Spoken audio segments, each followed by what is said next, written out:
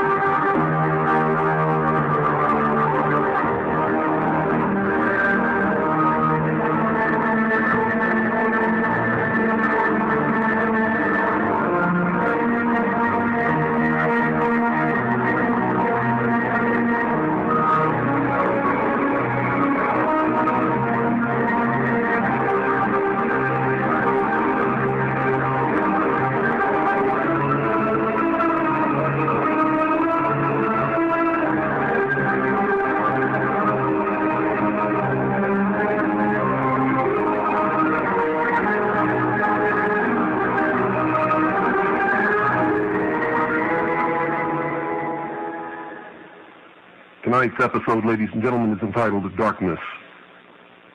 There is no study so intriguing and yet so mysterious as that of the early religions of mankind. To trace back the worship of God to its simple origin, and to mark the gradual process of those degrading superstitions and hallowed rites which darkened and finally extinguished his presence in the ancient world. At first, men enjoyed the blessings of nature as children do in an age of innocence without inquiring into causes. It was, in fact, sufficient for them that the earth gave them herbs, that the trees bore them fruit, that the stream quenched their thirst. They were happy, and every moment, though unconsciously, they offered a prayer of gratitude to him whom as yet they did not know. And then a system of theology arose, amongst them vague and indefinite as the waters of the boundless sea. They taught each other that the sun, the earth, the moon, and the stars were moved and illumined by a great soul which was the source of all life, which caused the birds to sing, the brooks to murmur, and the sea to heave. It was a sacred fire which shone in the firmament, and in mighty flames it was a strange being which animated the souls of men, and which, when the bodies died, returned unto itself again. Ancient man silently adored this great soul in the beginning and spoke of him with reverence, and sometimes they raised their eyes timidly to his glittering dwelling place on high. And soon they learned to pray. When those whom they loved lay dying, they uttered wild lamentations and flung their arms despairingly toward the mysterious soul. For in times of trouble, the human mind, so imbecile, so helpless, always clings back to something that is much stronger than itself. As yet, in that time, they worshipped only the sun, the moon, and the stars. And not as gods, but as visions of that divine essence which alone ruled and pervaded the earth, the sky, and the sea. They adored him kneeling with their hands clasped and their eyes raised. They offered him no sacrifices. They built him no temples. You see, they were content to offer him their hearts, which were full of awe, in his own temple, which was full of the grandeur of nature. For the God they worshipped was indeed nature's God.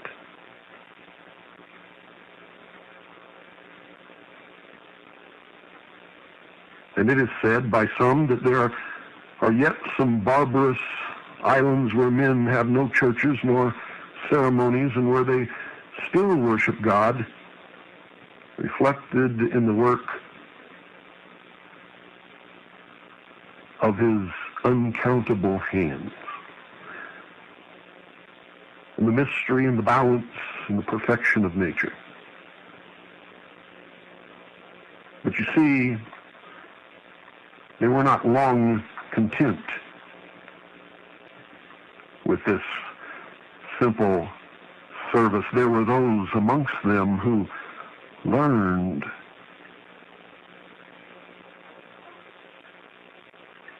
how to subvert and twist so that they could control the others around them. Prayer, which had first been an inspiration, suddenly fell into a system, and men already grown wicked prayed the deity to give them abundance of wild beast skins and to destroy their enemies. They ascended eminences, mountain tops, and they built towers as if hoping that thus, their being near God, he would prefer their prayers to those of their rivals. And those who controlled those eminences became powerful. And such is the origin of that superstitious reverence for high places, which was universal throughout the whole, the entire heathen world.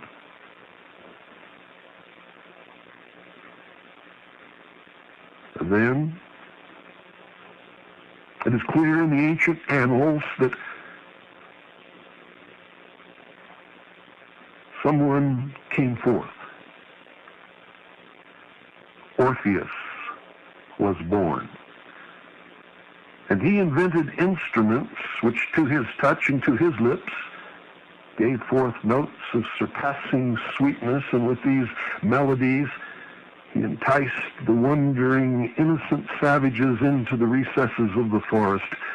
And there Orpheus taught them precepts of obedience to the great soul and of loving kindness toward each other in harmonious words.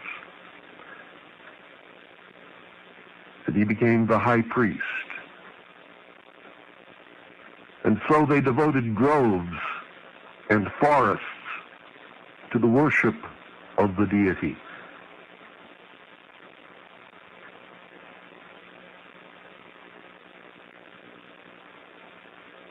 There were men who had watched Orpheus and who had seen and envied his power over the herd who surrounded him. For even then there were sheeple.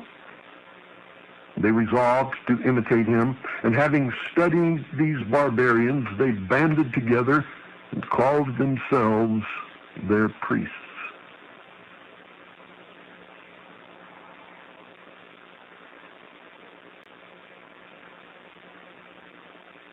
Religion is divine, but its ministers, after all, are men. The idea from the beginning that imperfect men could rule imperfect men is flawed. For alas, sometimes they are demons with the faces and wings of angels. You see, the simplicity of men and the cunning of their priests has destroyed or corrupted all the religions of the world, bar none. For these priests, ladies and gentlemen, taught the people to sacrifice the choicest herbs and flowers. They taught them formulas of prayer and bade them make so many obeisances to the sun and to worship those flowers which opened their leaves when he rose and which closed them as he set. For that great ball of fire that makes its way from dawn to dusk across the sky was seen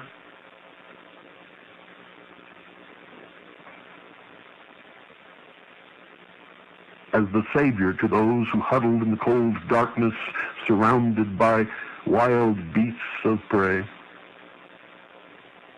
And it was to that sun that they directed their worship as the great symbol in the heaven of the power of God and the source of all life on this earth. For remember, theirs was a worship of nature's God. They composed a language of symbols, which was perhaps necessary in those times since letters had not been invented, but which perplexed the people and perverted them from the worship of the one God. Those symbols are still used upon the sheeple of the world today. The great herd.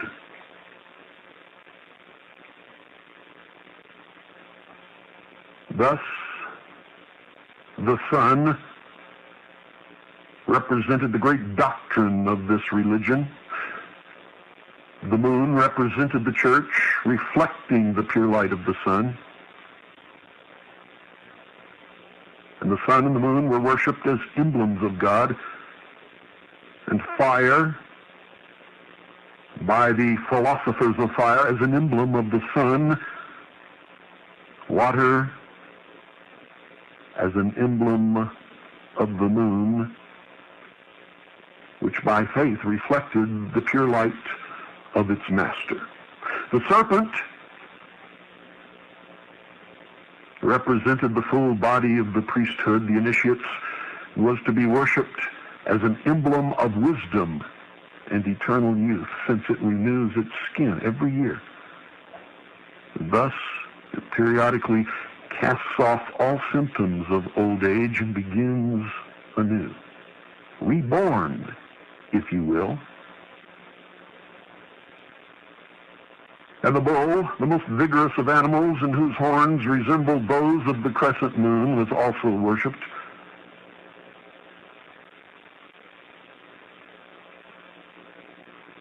The priests observed the avidity with which the barbarians adored these symbols and increased them.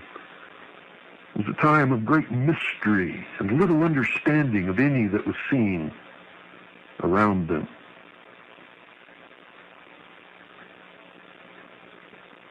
To ancient man, the sun was seen to die, and darkness descended around them. It was a time of great danger and cold. And then, as if by magic, the sun was reborn each morning and made its way across the sky, where it became old and then died again. And they began to measure their world by the seasons of the sun.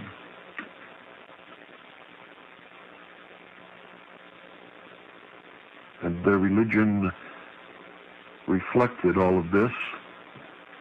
And religions today, even though denying any connection with this ancient paganism, still reflects this exact religion in its ceremonies and in its holy days.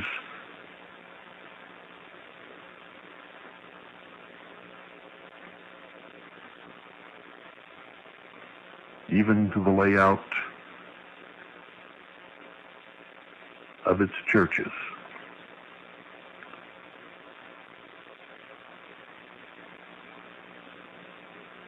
To worship the visible is a disease of the soul inherent to all mankind, and the disease which these men could have healed, instead they pandered to.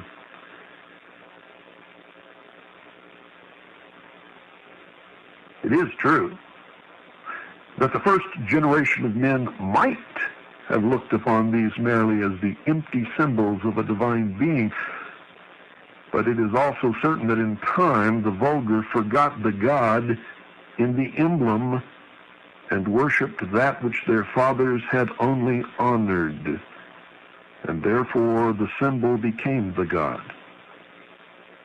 Egypt was the fountainhead of these idolatries, and it was in Egypt that the priests first applied real attributes to the sun and to the moon, whom they called his wife, and sister and mother. The sun became Osiris, the moon became Isis, brother and sister, mother and son, husband and wife.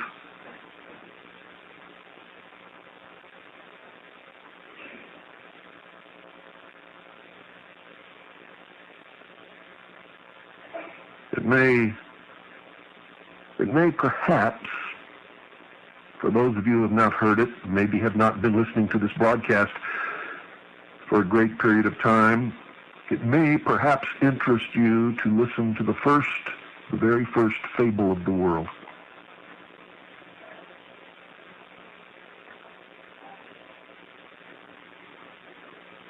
From the midst of chaos was born Nimrod, and at his birth a voice was heard proclaiming, "The ruler of all the earth is born." And from the same dark and troubled womb were born Semiramis, the queen of light, and the spirit of darkness. This Nimrod traveled over the whole world and civilized its inhabitants and taught them the art of agriculture. And his wife, Semiramis, built the first fortified cities and walls. But on his return, the jealous darkness laid a stratagem for him, and in the midst of a banquet had him slain. He was nailed down in his prison, which cast into the river, floated into the sea, which even in that ancient time was never mentioned, but with marks of detestation. And when Semiramis learned these sad news, she cut off a lock of her hair and put it on her mourning robes and wandered through the whole country in search of the dead body of her husband.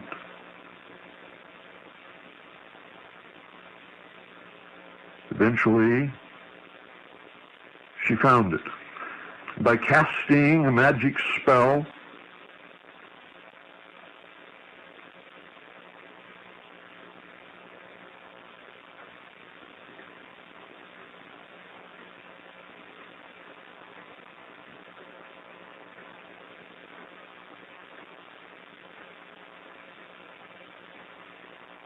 a magical intercourse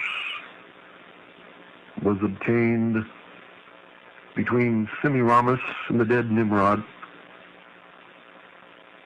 from which a child emerged.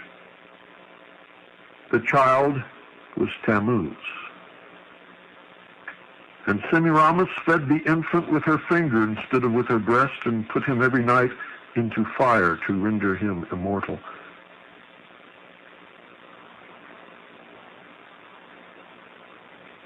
And now, let me read you a later story of the same myth, only with different names.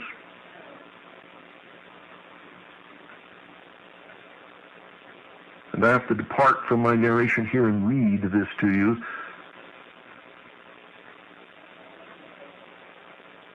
From the midst of chaos was born Osiris. And at his birth a voice was heard proclaiming, "The ruler of all the earth is born."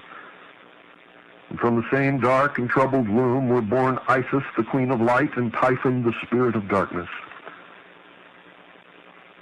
This Osiris moved over the whole world and civilized its inhabitants and taught them the art of agriculture, brought them together in societies for their mutual benefit and protection.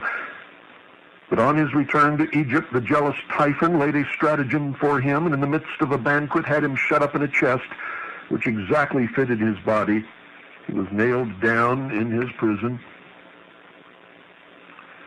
which cast into the Nile, floated down to the sea by the Ta'itic mouth, which even in the time of Plutarch was never mentioned by an Egyptian except with disdain and loathing.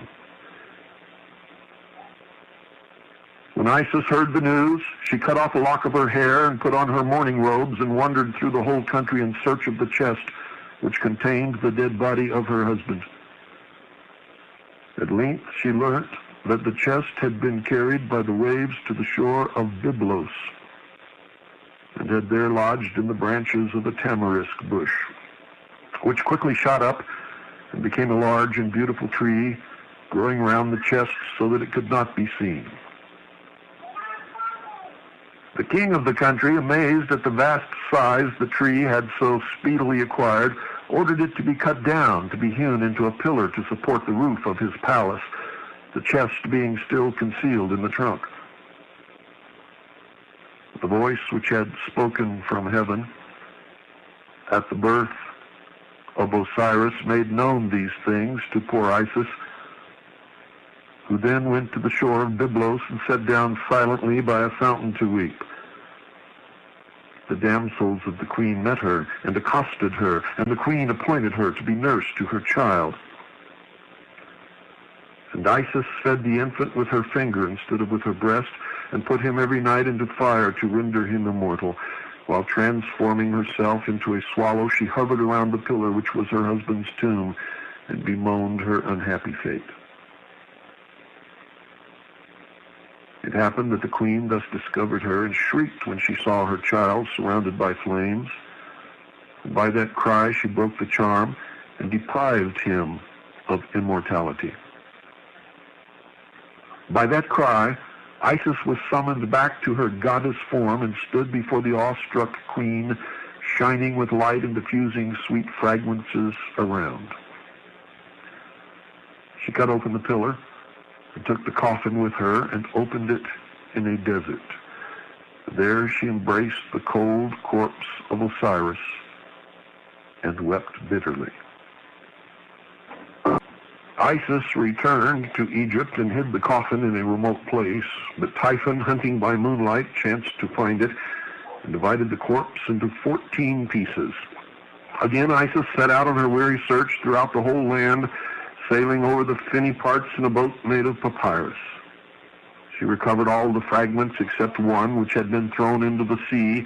Each of these she buried in the place where she found it, which explains why in Egypt there are so many tombs of Osiris.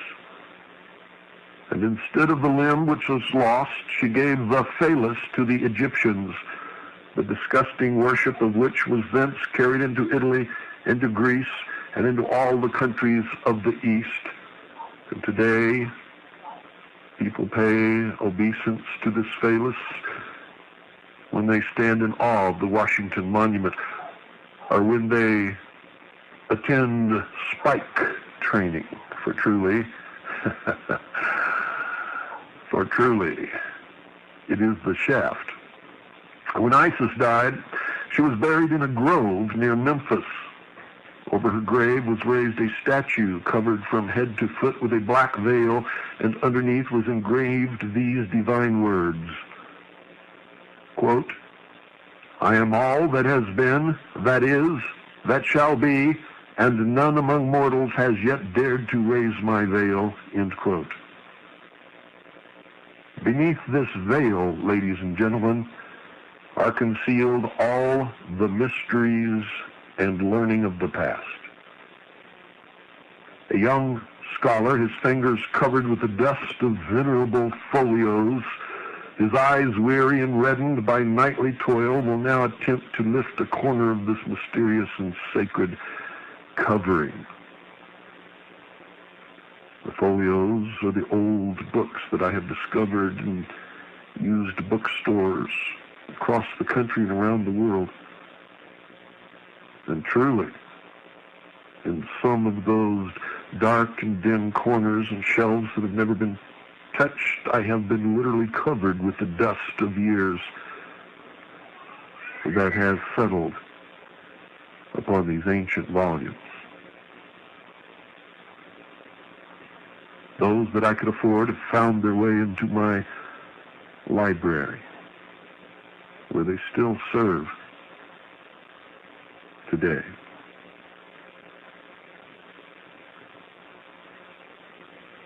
You see, these two deities, Isis and Osiris, were the parents of all the gods and goddesses of the heathens, or were indeed those gods themselves, worshipped under many different names. Nimrod, Semiramis, Isis, Osiris, Diana, and Dionysus.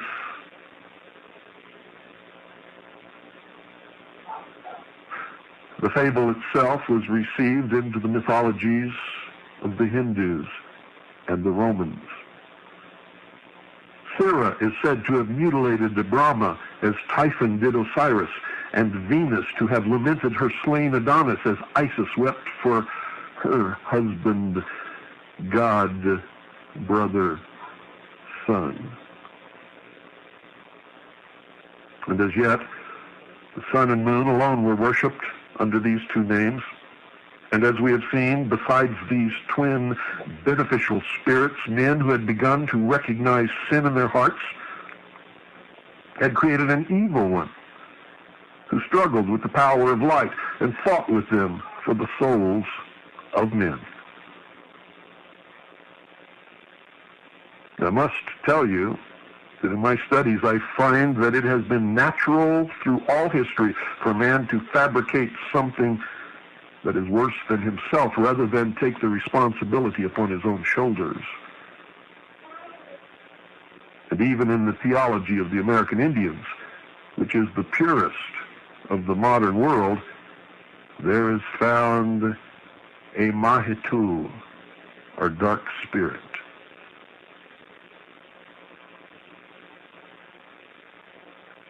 Osiris, or the sun, was now worshipped throughout the whole world, though under different names. He was the Mithra of the Persians, the Brahma of India, the Baal, or Adonis, of the Phoenicians. He was the Apollo of the Greeks, the Odin of Scandinavia, the Hu of the Britons, and the Vaiwe of the Laplanders.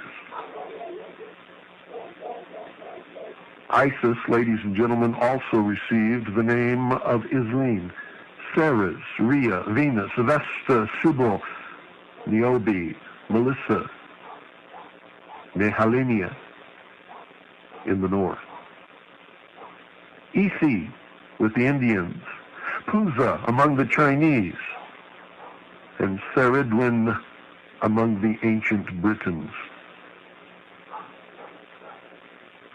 The Egyptians were sublime philosophers who had dictated theology to the world.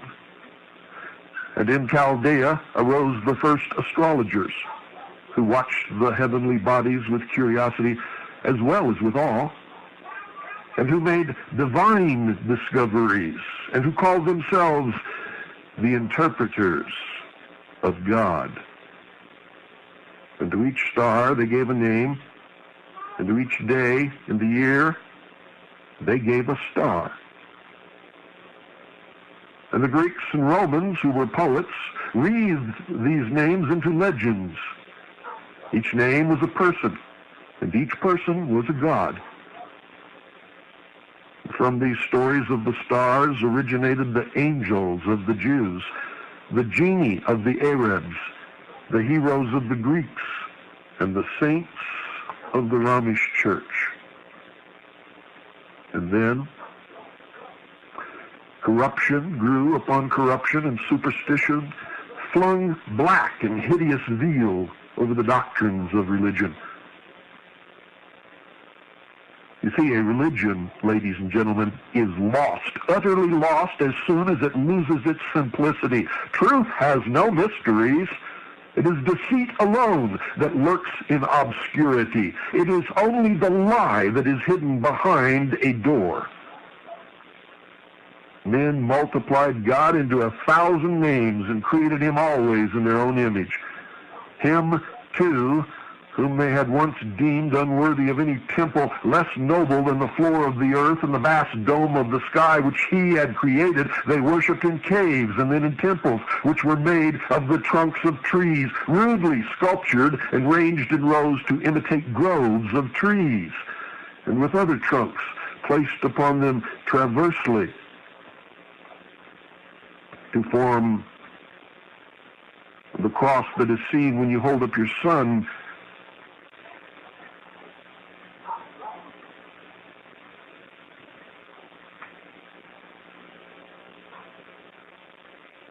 behind some obstacle. They streak across the sky. These were the first buildings of worship erected by man from no reverence for the deity, for God, but only to display that which they conceived to be a stupendous effort in art, and to display their knowledge and power so as to more adequately rule and subjugate the herd, the sheeple, the profane humanity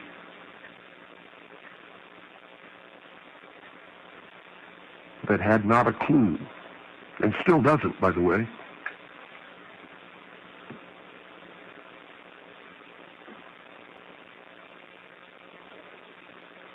It may be necessary to remind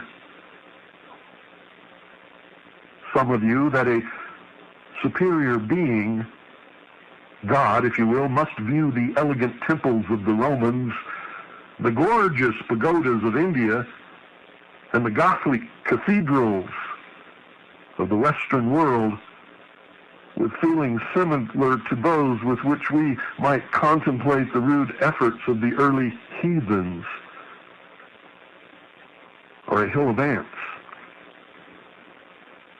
who deemed God unworthy of the fruits and flowers which he himself had made, and offered to him the entrails of beasts and the hearts of human beings. Can you imagine the audacity, the arrogance of such a thing?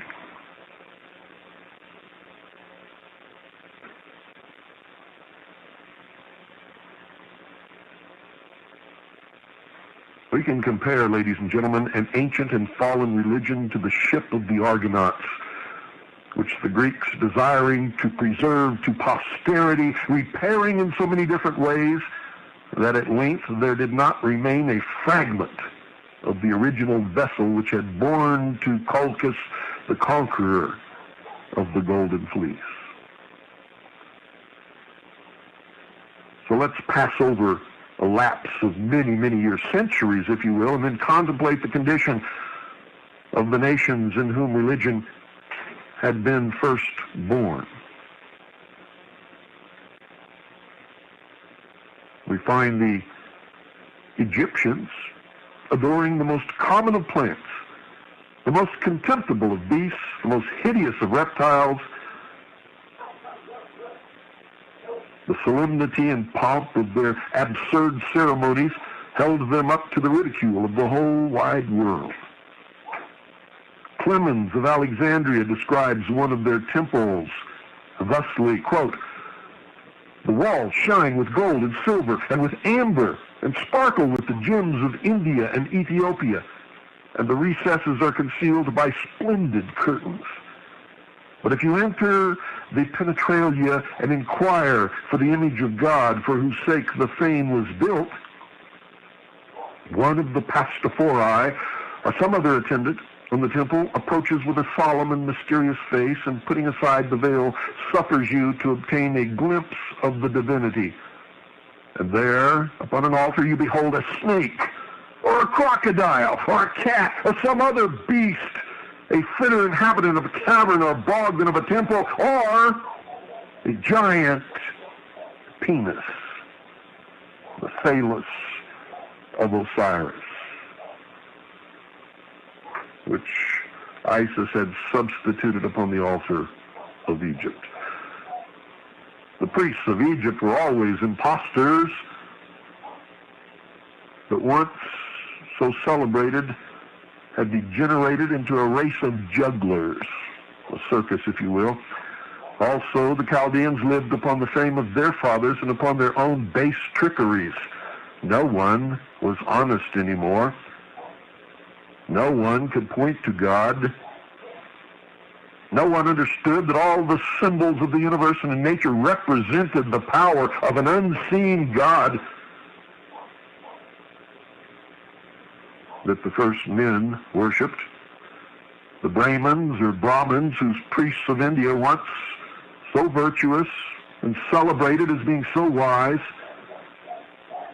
they too had fallen. Once they had forbidden the shedding of so much as an insect's blood. One day in the year alone, at the feast of Jagam, they were authorized to sacrifice the flesh of a beast, and from this many had refrained from attending, unable to conquer their feelings of abhorrence. But now, they had learnt from the fierce Scythians and from the Phoenicians who traded on their coast to sacrifice the wife upon her husband's pair to appease the gentle Brahma with the blood of men, and that ceremony continues to this day. The angels who had presided over them became savage demons who scourged them on to cruel penances, even to lifetimes of suffering and famine. And in the sacred groves where once the Brahmin fathers had taught their precepts of love, men emaciated, careworn, even dying, wandered sadly, waiting for death as tortured prisoners wait for their liberty. But worse still, these wicked priests sought through the land for the most beautiful young women and trained them to dance in the temples and to entice the devotees to their arms with lustful attitudes and languishing looks, and with their voices which mingled harmoniously with the golden bells suspended on their feet. They became prostitutes for the priesthood. They sang hymns to the gods in public and in private, enriched the treasuries of the pagoda with their infamous earnings. And thus a pure, very simple religion was debased by the avarice and lewdness of its priests, till the temples became a den of thieves. So prostitution sat enthroned upon the altars of the gods, and today it continues, although prostitution in a different way. Most religious meetings today are spiritual consumerism. It begins with a problem, and when the hour is over, the problem has been solved, and the coffers of the priest, the minister, have been filled in the process. Greece and Rome, buried in sloth and luxury, did not escape the general contamination. The emblem of generation, the phallus which Isis had bestowed upon the Egyptians, which they had held in abstract reverence, had now obtained a prominent place in the festivals of these nations, as did the lingam and those of the Hindus, and it was openly paraded in possessions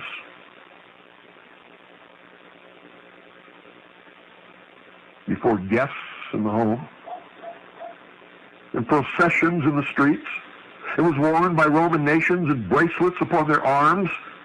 It adorns our nation's capital as the Washington Monument and stands mocking us in Dealey Plaza in Dallas, Texas.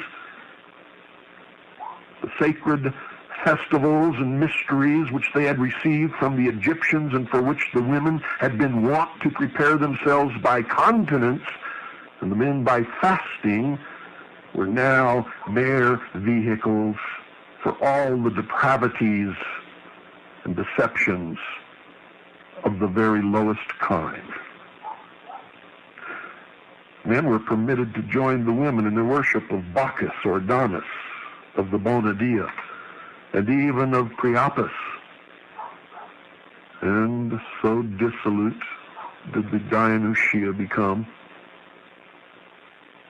ladies and gentlemen, that the civil powers were compelled, yea, forced to interfere with those of religion, and the Bacchanalia were abolished by a decree of the Roman Senate. But it was too late, for Rome's fate had been sealed. And the Jews, the chosen people of God, had not their religion changed? Had not God, weary with their sins, yielded them to captivity, scourged them with sorrow, menaced them with curses? And isn't the state of Israel more a secular state than a religious state today, despite the claims of Zionism? They worshipped Baal, Peor, the Priapus of Assyria. They sacrificed their children to Moloch. They had dancing girls in the Holy Temple. This corruption spared no race, no people, no religion, and no one can point to any other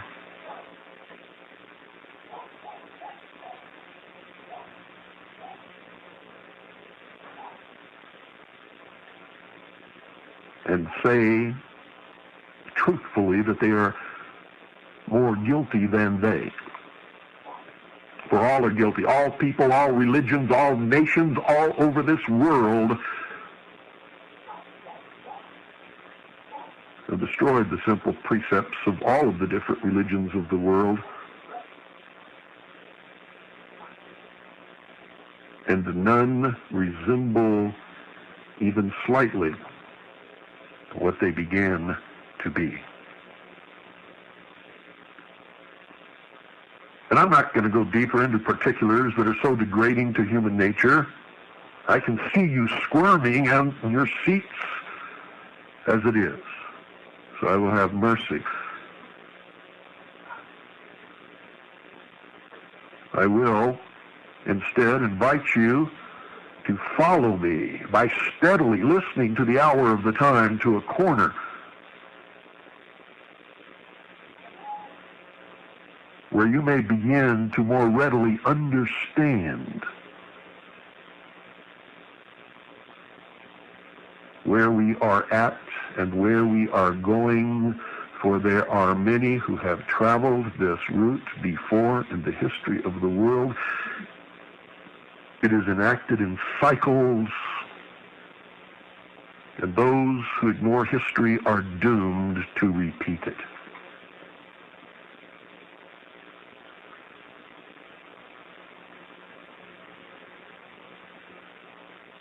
There is a place in the world where, at least for many ages, religion was preserved in its pristine purity, and whose priests, through a barbarous soldiery, were received as martyrs, they claim, in heaven before they had even learned to be names upon this earth.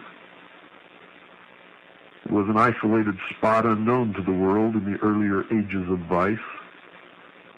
It is now a kingdom renowned for its once great power that encircled the globe, and for its luxuries from hemisphere to hemisphere, and for its civilizing influence, and also its abject cruelty.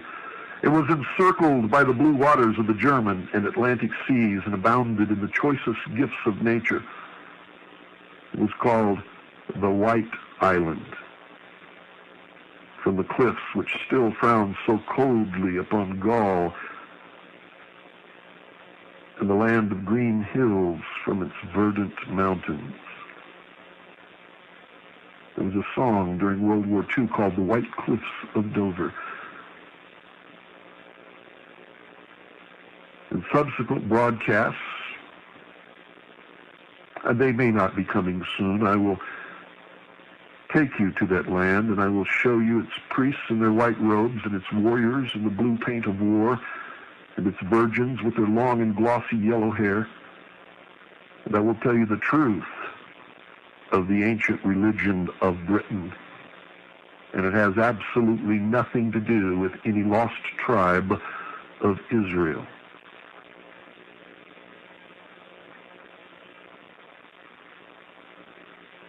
We will begin that journey some propitious evening, where I will lead you back into the past and relate to you why this land was called Albion and why Britain. Good night, ladies and gentlemen, and God bless each and every single one of you.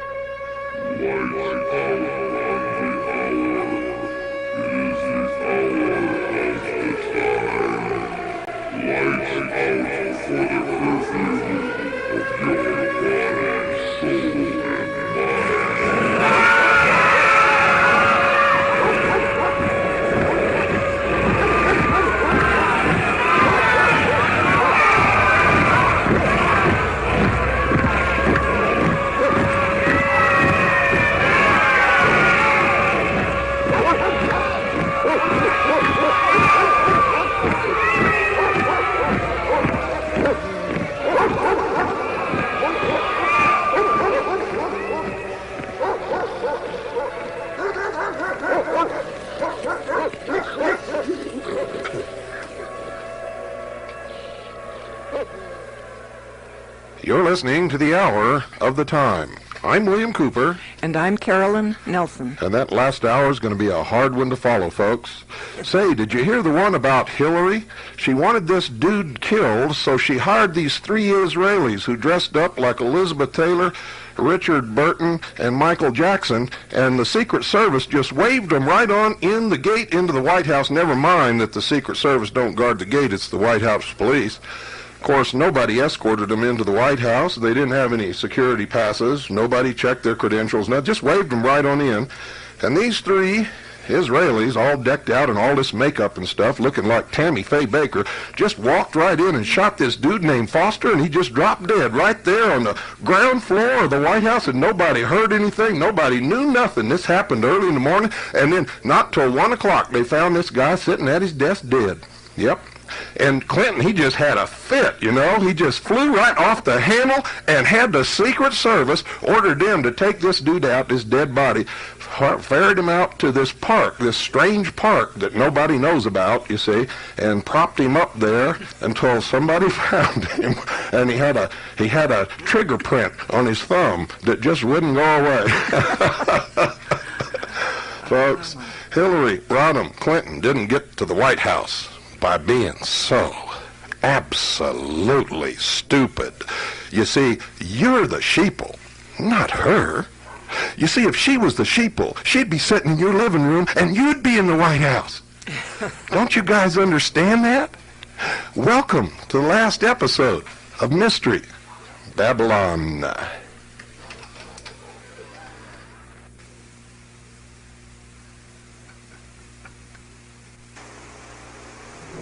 Nazi Germany, a state in which children have become a national obsession.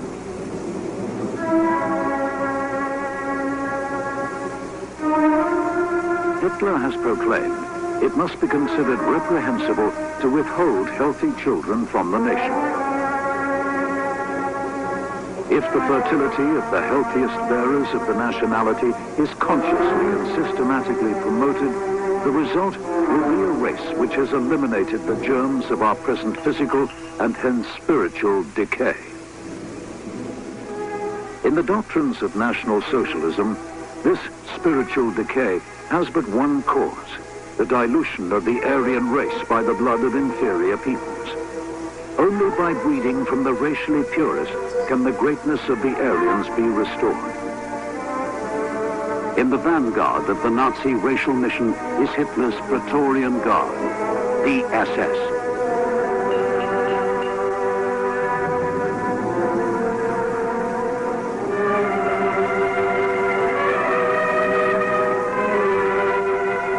Before he can enter the SS elite, the candidate must have his German ancestry proved back to the year 1750. Before marriage, the prospective bride of an SS man is subject to rigorous racial investigation. From the offspring of Hitler's Guard, many generations in the future is intended to come the racially purest of German stock, a superior breed of human, born to rule.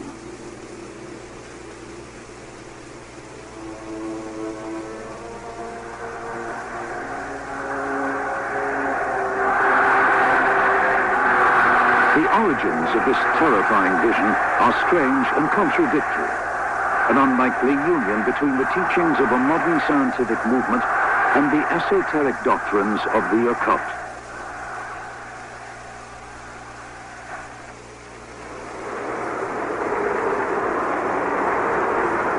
By the late 1920s, the German scientific and medical world had wholeheartedly embraced a new movement, the science of eugenics.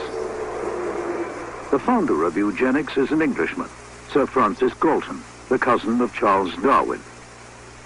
The aim of eugenics, Galton had written, is to breed out feeble constitutions and petty and ignoble instincts, and to breed in those which are vigorous, noble, and social. To the disciples of eugenics, the intelligent and the industrious, the mentally ill, the criminal, and the alcoholic are so because they carry within them the traits of their parents. The theory is that inferior types, by breeding faster than those of more valuable stock, will produce a catastrophic decline in the quality of the human race. Only by the most drastic measures, it is believed, can disaster be averted. The solution favored by the eugenics movement is the legal control of human breeding. Laws must be passed for the compulsory sterilization of the feeble-minded, the alcoholic, the insane, and the pauper. At the same time, valuable members of society are to be encouraged to have the largest possible number of children.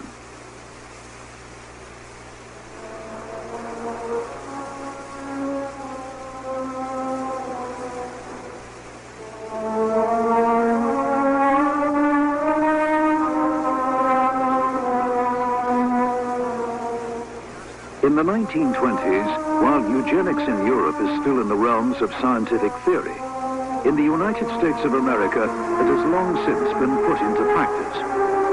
The state of North Dakota had banned marriage for alcoholics, the insane, and those suffering from tuberculosis as early as the turn of the century.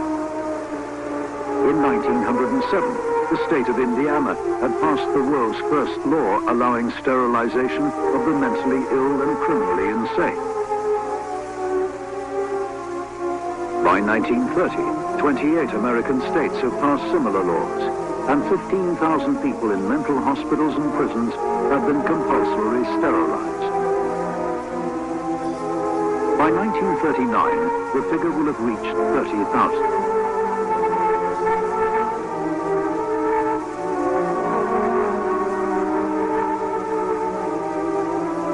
The Health Office of the government of the German Weimar Republic makes a detailed study of American eugenic laws.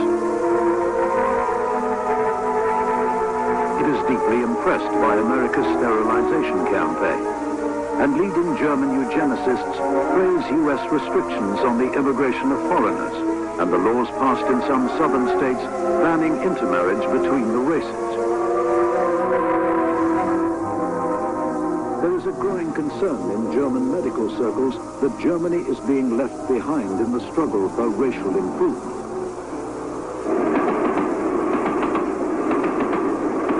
By 1927, eugenics, now with the new name racial hygiene, is rapidly gaining respectability in Germany. More and more university medical faculties offer courses in the subject. An institute specializing in racial hygiene is founded by the German Health Office. The task of the Kaiser Wilhelm Institute is to study means of halting what an influential reporter called the physical and mental degeneration of the German people. Racial hygiene has also become a central pillar in the strange ideology of a rising political party.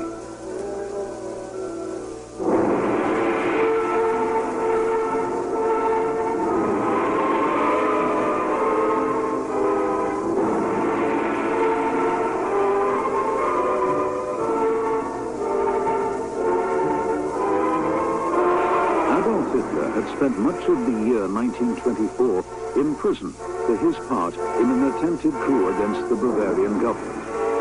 While in prison, he'd read a recently published and widely praised textbook on human heredity and racial hygiene.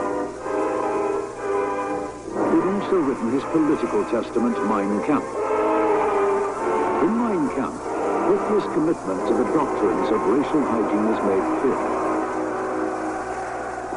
The state, he writes, must set race at the center of all life.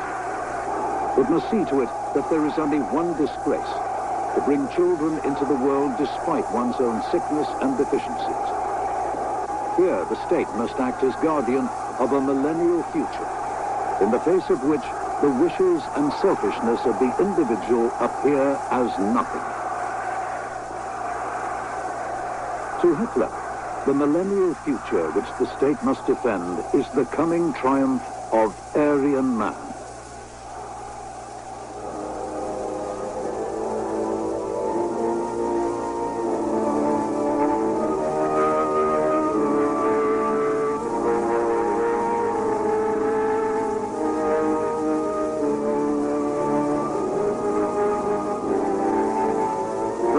Faith in the destiny of the Aryan race is not the creation of Adolf Hitler.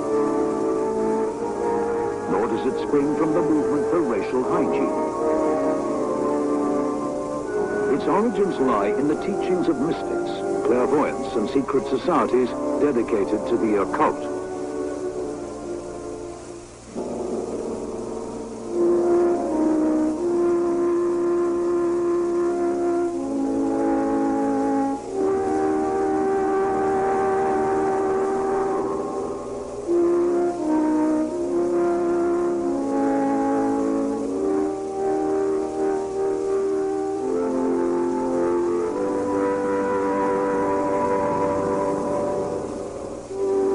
In the violent aftermath of the First World War, an increasing fascination with the mystical and the esoteric had swept the German aristocratic and educated classes. So widespread is the influence of mystical doctrines that even one of Germany's most powerful generals believes that national salvation lies in reviving the worship of the Norse god Wotan. General Erich Ludendorff, hero of the Great War and former chief of the German General Staff, freely admits that he believes he is in psychic communion with the Nordic race soul. In 1923, Ludendorff had led an abortive coup in Bavaria. His ally was the little-known political agitator Adolf Hitler.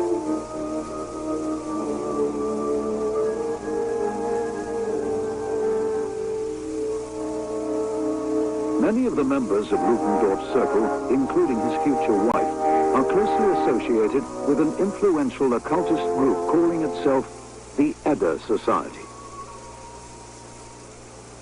The Edda Society is founded in December 1925 by Rudolf John Gorsleben. Some years earlier, Gorsleben had been active in extreme nationalist politics. He had been a speaker at meetings of the occultist Thule Society and had founded a political movement with the anti-Semite Julius Streicher. Streicher would later become a key figure in the infant Nazi party.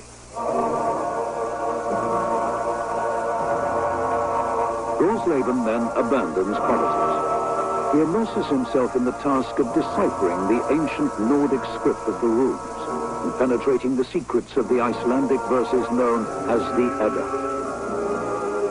In these, Gorsleben believes can be rediscovered the priceless magical heritage of the vanished Aryan god-myth. In widely read periodicals, Gorsleben and the Edda occultists teach that traces of the blood of the Aryans are present in the German people. Warning against racial dilution, Gorsleben writes, "Remember, God dwells within you." It is a creed which will become the lifelong conviction of Heinrich Himmler, Reichsführer of the SS.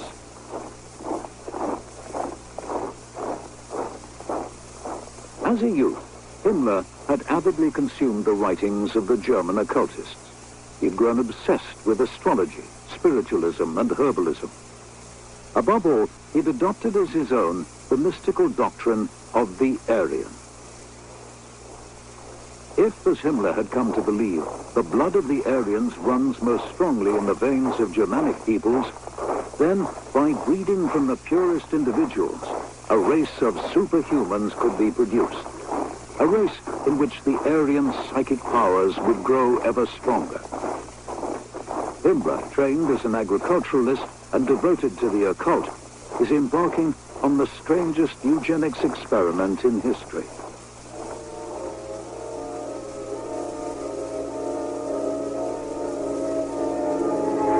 By 1934, a year after the Nazi seizure of power in Germany, Himmler has firmly established the entry requirements for membership of his SS. The SS Race and Resettlement Bureau investigates the racial ancestry of every applicant. Candidates for membership of Himmler's elite must also submit to a rigorous physical examination. Only those of strongly Nordic appearance, who are free from bodily defects and of good proportion and stature, are accepted. Then begins a year-long process of transformation. Central to the SS man's training is immersion in the cult of the Aryan and the ideology of National Socialism. He must also master the extraordinary set of doctrines enshrined in the SS Catechism. It is a catechism in which God is the race. Why do we believe in Germany and the Führer? Because we believe in God. We believe in Germany, which he created, and in the Führer, Adolf Hitler, whom he has sent us. Why do you obey? From inner conviction, from belief in Germany, in the Führer, in the movement, in the SS, and from loyalty. On November the 9th, the anniversary of the coup of 1923, the day symbolized by the rune of remembrance, the SS candidate swears the kith and kin oath. In it, he binds himself and his future family to obey the SS marriage law. None will marry unless the union is approved by the SS Race and Resettlement Bureau. Henceforth, the SS man's family are entitled to wear the coveted badge of SS clan membership, a sunflower bearing the rune of fertility.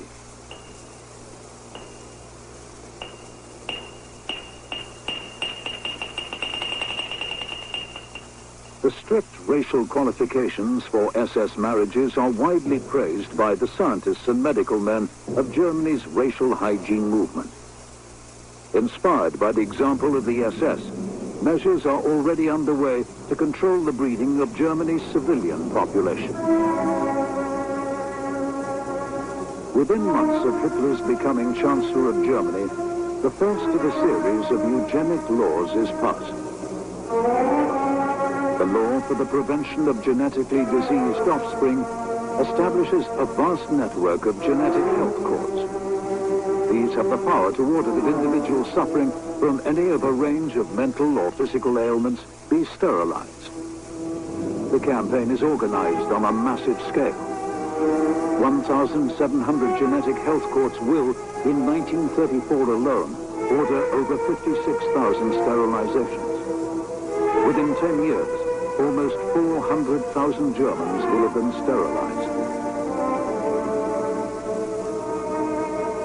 In support of the German sterilization campaign, the Reich Health Office and German medical journals publish graphic illustrations of the cost to the public of maintaining the mentally and physically handicapped. One poster insists, "We do not stand alone." While a German mother holds her baby, a man holds a shield inscribed with the 1933 sterilization law. Around them are arrayed the flags of nations that have already legalized compulsory sterilization. The second major eugenics law is designed to control the breeding of the population at large. The law for the protection of the genetic health of the German people requires that all those who wish to marry submit to a medical examination. Marriage is totally forbidden to those suffering from diseases believed to be hereditary. The third eugenic measure is passed in the autumn of 1935.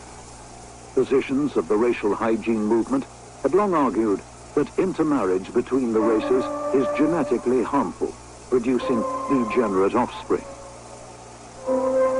The law for the protection of German blood and German honor forbids marriage between Jews and non-Jews.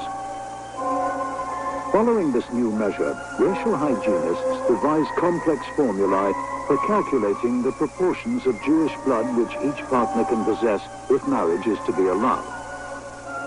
The massive task of racially investigating all those wishing to marry is entrusted to the SS Race and Resettlement Bureau.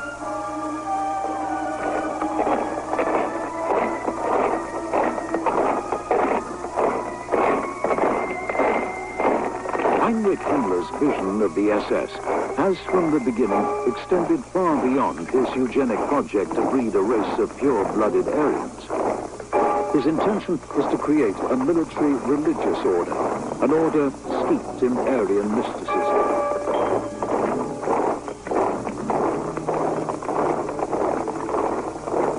Himmler has pronounced, "We assemble and march according to unalterable laws, as a national socialist order of Nordic men, and as a sworn community on our way to a far future." In devising rituals and practices for his Nordic order, Himmler has looked for inspiration to the Teutonic tribes of Germany's distant past. On Himmler's instructions, SS archaeologists from the Race and Resettlement Bureau are intensely researching the history of races they believe to be of Aryan descent. To advise him in his search for the religion of the ancient Teutonic tribes, Himmler has recruited into the SS a renowned Germanic occultist, a man whose claim is to be the last in a long line of Aryan priest kings. Karl Maria Willigott was born in Vienna in 1866.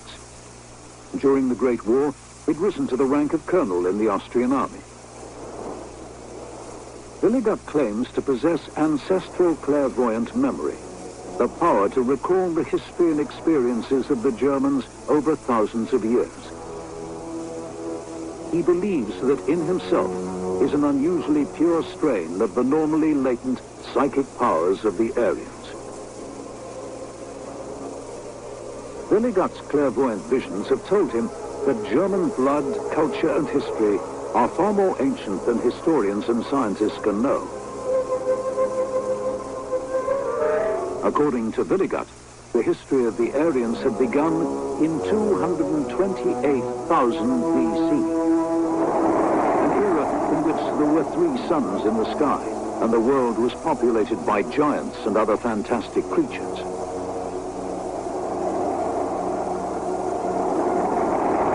Willigut's own royal line, he claims to have originated in the union between the gods of air and water in the very earliest days of the earth.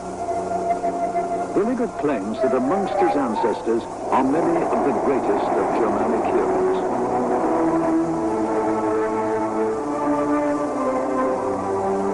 All of Willigut's line through the ages has remained faithful to the occult traditions of the Aryan Germans. Impressed by Willigut's clairvoyant powers, Himmler accepts Willigut into his SS and appoints him head of the Race and Resettlement Bureau's Department of Prehistory. In a remarkably short time, Willigut will rise to the rank of SS Brigadier on Himmler's personal staff.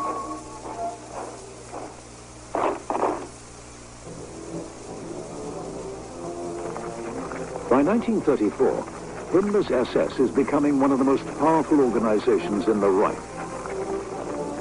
Germany's state police forces are, one by one, falling under Himmler's control.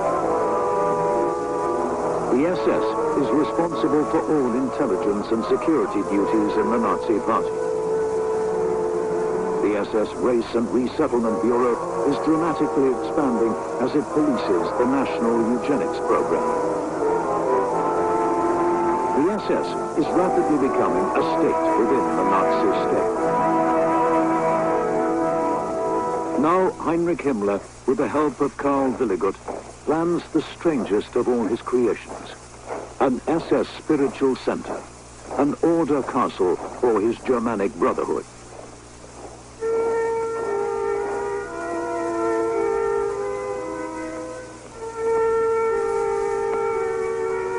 The castle of Wewelsburg had been built in the early 1600s on the site of a 10th century Saxon fort. Set in the romantic surroundings of Paderborn in Westphalia, Wewelsburg had made a deep impression on Heinrich Himmler. We have been looking for a castle for our SS for a long time, Himmler confides. I have found a suitable ruined castle dating back to Germanic prehistory. In late 1934, the SS purchases the sacred site and begins the massive task of reconstruction.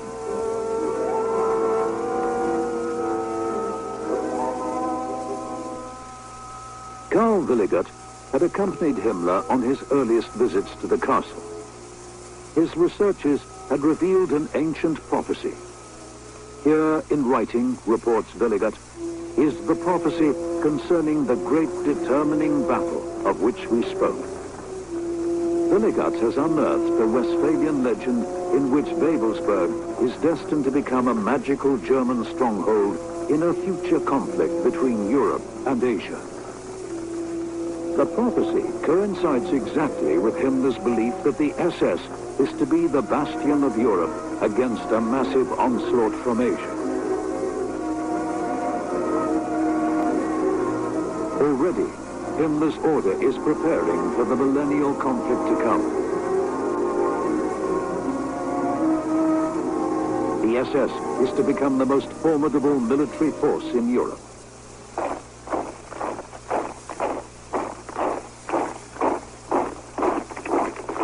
On December the 14th, 1934, Himmler orders the formation of an SS military detachment, the SS-VT.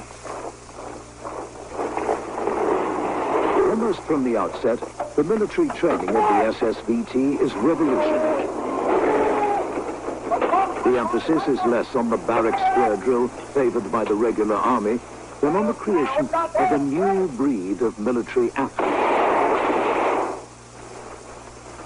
In the words of an SS-VT commander, training is designed to produce a supple and adaptable type of soldier, athletic in bearing, capable of more than ordinary endurance. Unlike the regular army, the SSVT is organized into highly mobile battle groups. It is also the first German military formation to adopt camouflage uniform, and, to the astonishment of army commanders, to maneuver with live ammunition. To the SS, casualties in training are simply to be expected.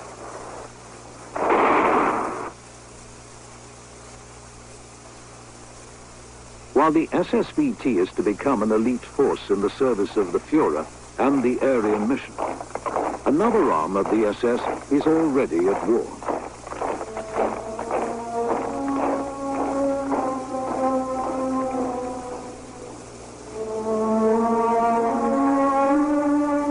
The SS Death Heads formation is commanded by Theodor Eicke. It accepts without question the Nazi slogan, National Socialism, the expression of our biological knowledge.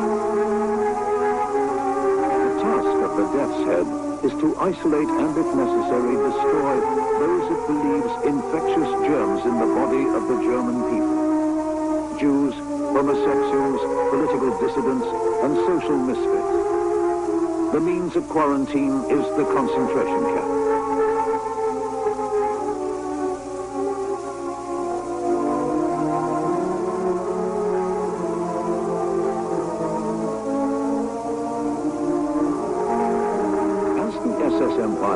Its roots deep into the fabric of the Nazi state.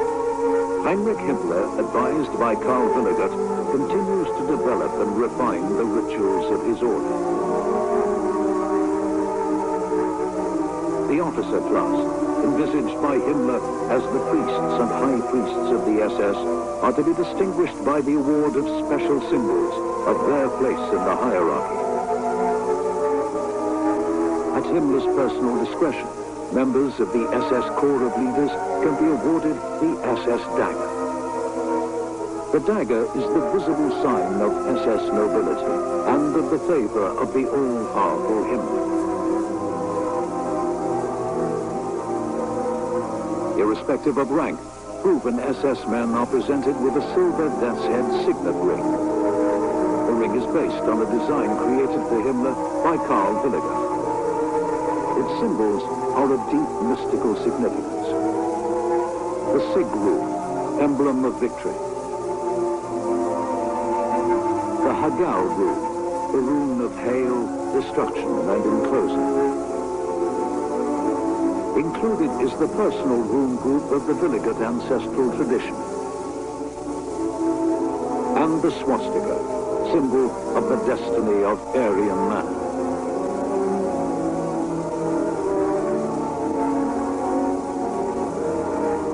In 1937, Himmler decrees that the rings of all dead SS men are to be returned to him for safekeeping in a locked chest deep in the castle of Wewelsburg. The return of the ring is a symbol of the dead man's eternal community with the SS order.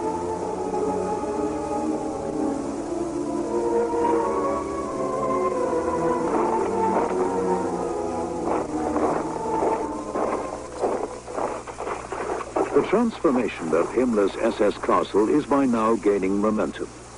Under the architect Hermann Bartels, the west and south wings have been fully renovated. The moat and gardens have been restored, and a bridge built.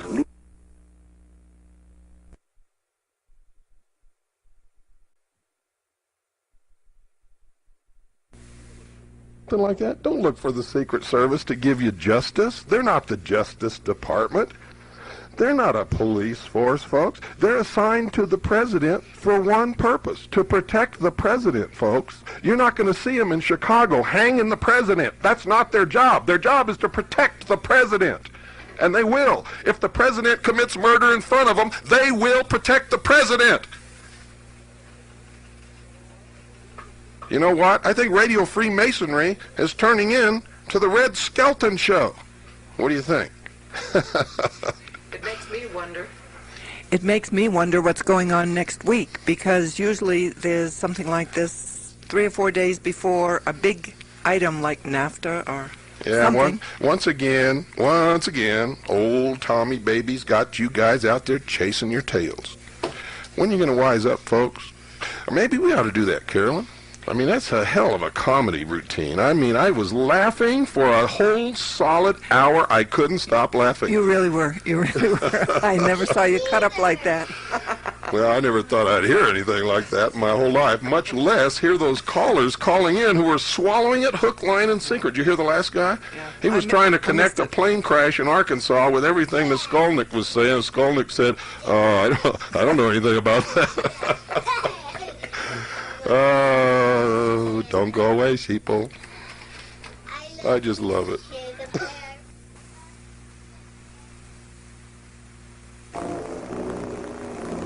By 1938, the East Wing, too, has been completely renovated. True to the deeply secretive nature of the SS, Himmler has banned all but the most trustworthy from visiting Babelsberg. Bartels has virtually excluded local companies and labor from the project. Instead, contingents of the Pioneer Corps have been drafted to the region from all over Germany. In the renovation of the castle interior, Himmler spares no expense. Paneling and furnishings, doors and balustrades are all of solid oak. An elaborately carved spiral staircase is built in workshops on the site. Everywhere there is the finest of decorative wrought ironwork.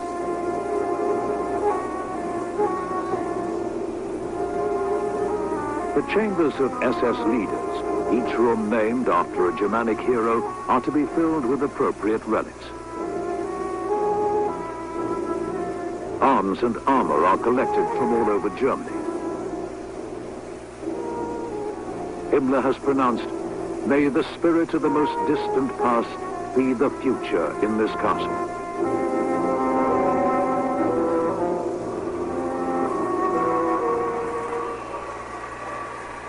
By the late 1930s, the National Socialist aim of increasing the population of racially desirable Germans has been given the highest national priority. The means is to remove German women from paid employment and return them to the home. Their task will be to produce the greatest possible number of children. Soon after the foundation of the Nazi state, government loans worth a year's salary are awarded to men whose wives leave their jobs. The amount which must be repaid is reduced for every child the family produces. By 1940, 1,700,000 loans will have been granted. In 1938, a decree is issued requiring that all public officials marry or resign. All couples married for 5 years who are still childless incur a tax penalty. Grounds for divorce are broadened to include the inability of a wife to bear children. Abortion is illegal for those classed as Aryans, but encouraged for non-Aryans. At the instigation of Heinrich Himmler, laws are passed removing all legal obstacles to Aryan women bearing children outside marriage. Himmler has decreed, "Sacred to us is every mother of good blood. Of the greatest value of all are the offspring of his SS elite."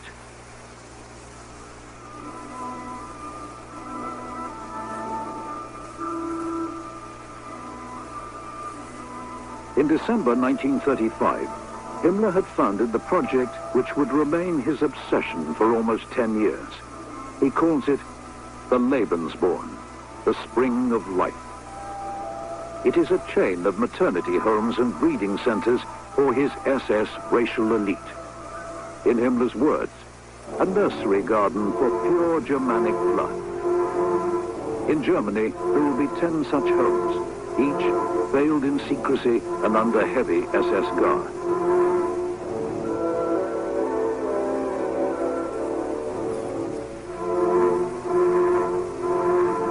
I fostered rumors, Himmler admits, to the effect that every single woman desiring a child could turn to Lebensborn in the strictest confidence.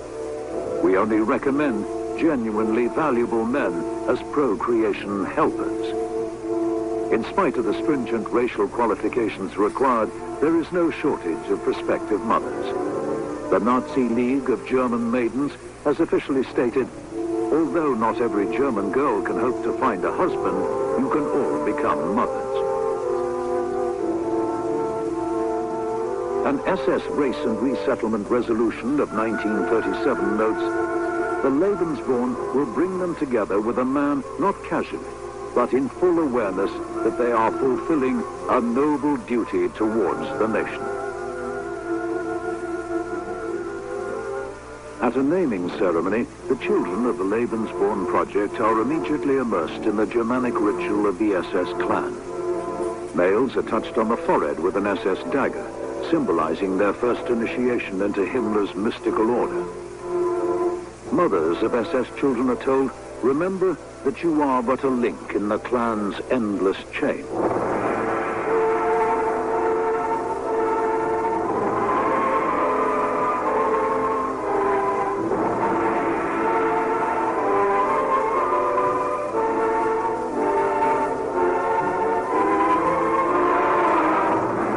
For years, Himmler has pondered the question of how his SS order is to be governed.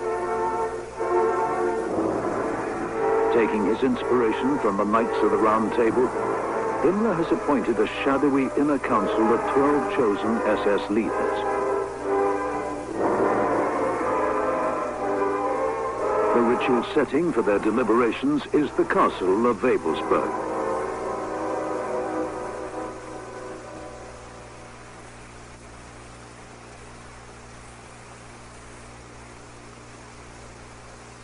In the massive north tower of the castle is an inner sanctum, a vast circular hall, its walls 12 feet thick.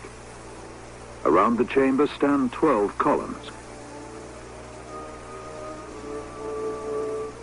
On the floor is a mosaic of swastikas, forming a sunwheel of 12 radiating spokes.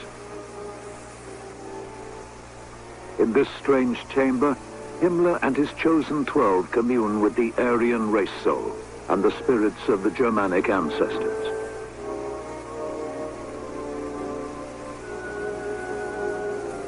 Deep below the inner sanctum, cut into the solid bedrock, is the crypt, Valhalla.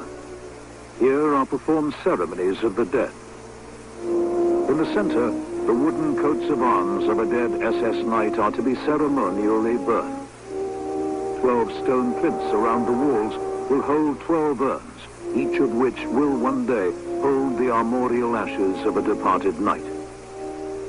In the crypt burns an eternal flame, symbol of the continuity of the order and its eternal mission in the service of the race. In 1937, Heinrich Himmler, speaking to senior German army officers, proclaims, "The next 10 years will see a war of annihilation conducted by the subhuman enemies of the entire world against Germany, the kernel of the Teutonic race and guardian of the culture of the human race. It will mean," warns Himmler, "the existence or non-existence of that white race of which we are the leading nation."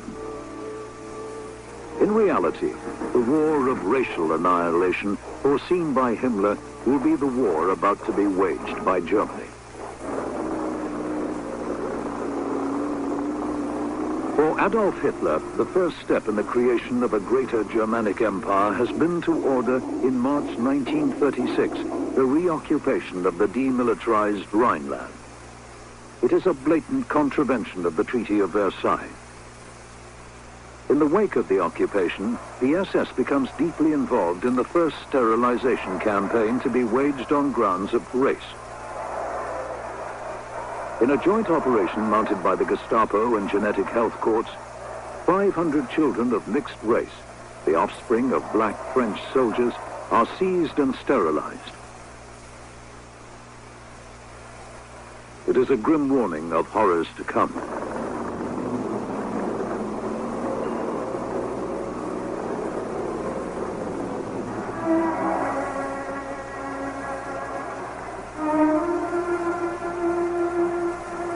By now, the racial doctrines of National Socialism have found ardent support far beyond the frontiers of the German Reich. In the United States of America, the German-American Bund, led by Fritz Kuhn, is secretly supported by the German Foreign Office.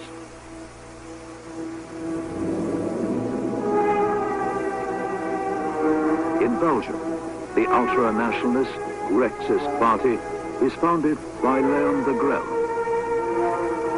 In Britain, Oswald Mosley and the British fascists ardently support Hitler's new Germany. In Austria, Seyss-Inquart, leader of the Austrian National Socialists, is appointed Minister of the Interior in response to German pressure. It is he who, after violence orchestrated by the Austrian SS, invites German forces to enter Austria and restore order. Austria is to become a province of Germany.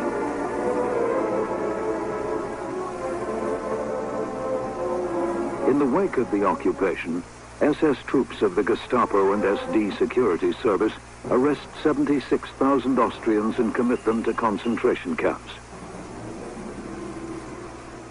Next on Hitler's agenda is Czechoslovakia. The leader of the National Socialists in the German-populated region of Czechoslovakia is Konrad Henlein. In the months following the German occupation of Austria, Henlein provokes a crisis in the Sudeten. His followers, armed by Germany and supported by detachments of the SS, begin an uprising that will culminate in Hitler's occupation of Czechoslovakia. As the German army consolidates its hold on Czechoslovakia, Himmler dispatches an SS brigadier to Prague. His mission is to organize the deportation of 6 million Czechs and the resettlement of Czech agricultural lands by racial Germans. In Himmler's plan, the settlers would be selected on grounds of racial purity by his own Race and Resettlement Bureau. Even though Hitler has already spoken favorably of the mass deportation of Czechs, Himmler's plan comes to nothing. The German armaments industry covets Czech factories and labor and will tolerate no disruption. In Poland, Himmler's Aryan vision will encounter no such obstacle.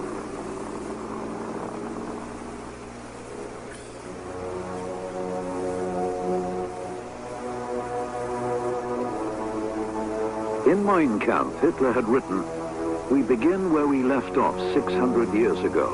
We put an end to the perpetual Germanic march to the south and west of Europe and turn our eyes towards the lands of the East."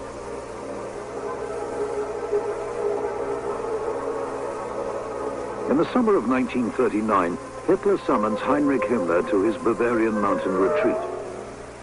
In the coming invasion of Poland, the SS is to play a key role. It is to ruthlessly eliminate from the Polish population all those who might carry the seeds of a future class of leaders.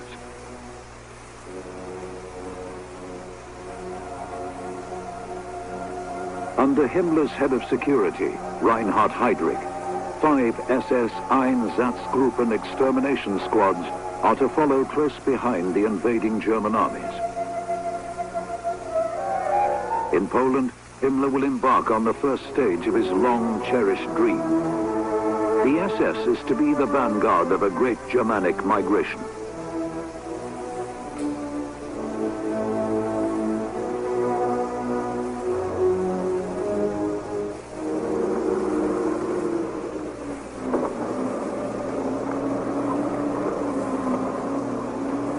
In the invasion of Poland on September the 1st, 1939, the SS-BT and Death's Head formations are for the first time thrown into battle. In spite of a lack of experienced leaders, Himmler's hand-picked fighters prove fanatical in the attack, undeterred by heavy casualties. Unlike their army comrades, the SS have been instilled with the knowledge that they are in the service of a great mission. the conquest and enslavement of an inferior race, and the foundation of an Aryan empire.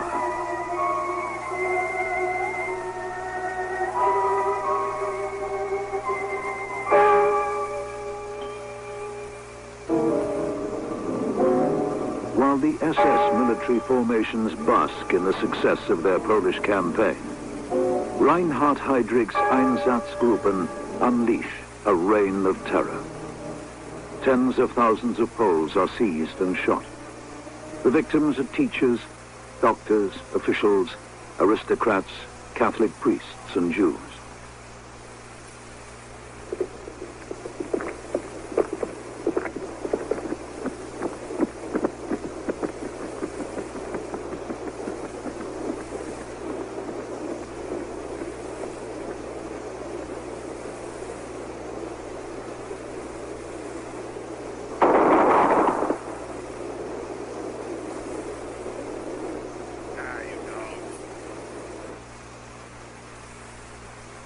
Hitler had ordered, whatever we find in the shape of an upper class in Poland is to be liquidated. To the horror of regular army commanders, the SS is reveling in its murderous task. By September the 27th, less than a month after the invasion, Heydrich estimates of the Polish upper classes in the occupied territories, only 3% is still present. For his services in the cause of racial conquest, Heinrich Himmler is rewarded by a grateful Führer. On September the 29th, Hitler informs him that he is to be appointed Reichscommissioner for the strengthening of Germanism. The resettlement of occupied territories is to be Himmler's exclusive province. The East is to belong to the SS.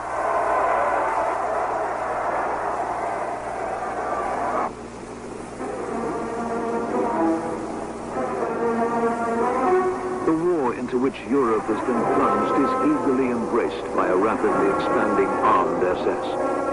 By June 1940, Heinrich Himmler's army, now renamed the Waffen-SS, is a formidable motorized force of 100,000 men. In the Low Countries and France, the new divisions hunger for glory.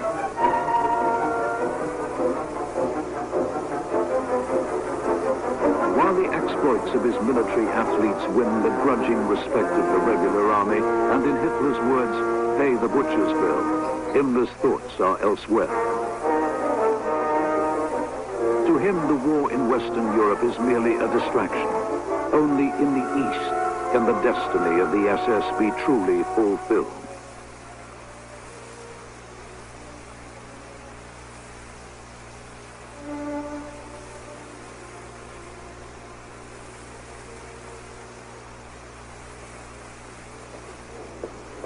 Since early 1939, an SS plan had been in preparation for the repatriation of up to 30 million racial Germans resident in foreign countries. An agreement had been struck with the Soviet Union and the Baltic states for the transfer of their German populations to the Reich. Their actual destination will be Poland. The SS Race and Resettlement Bureau carefully investigates the ancestry of the first wave of migrants, in all, almost 500,000 people. They are presented with Reich citizenship and dispatched to SS transit camps. Their fate, according to Himmler's blueprint for the East, is to become a new Germanic peasantry. Their guardians and rulers are to be the aristocracy of the SS.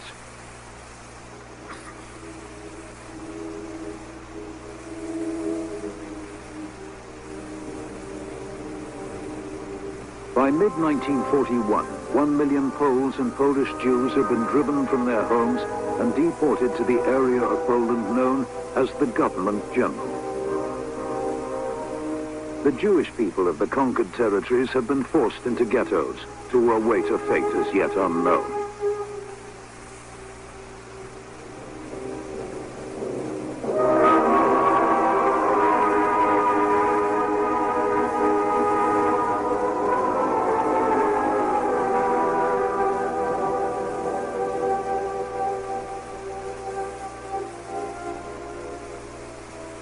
200,000 repatriated Germans had been settled on the seized lands. Yet, resettlement is only the first phase in Himmler's grand design. The second is the repossession of whatever Aryan blood can be found in the Polish population. On Himmler's orders, Poles are to be subject to a massive program of racial screening.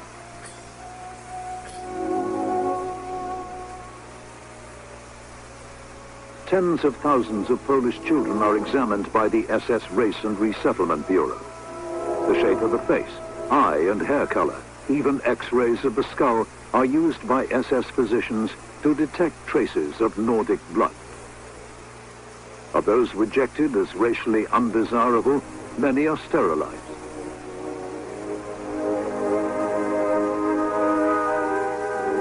Those deemed of racial value are forcibly taken west. After a period of what the SS term re-Germanization in a Lebensborn home, they are to be adopted by SS families. For Himmler, the seizure of children of Aryan stock is a long-term project.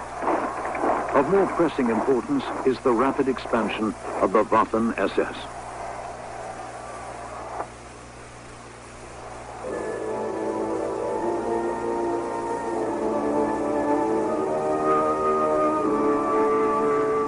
In Himmler's eyes, traditional ideas of nationality are meaningless. All that matters is race. His aim is the creation of a pan-European brotherhood of the racially pure, an international SS, ready for the coming crusade against the Slavs and Bolshevism. The National Socialist movements of the Nordic countries will prove fertile grounds for recruitment.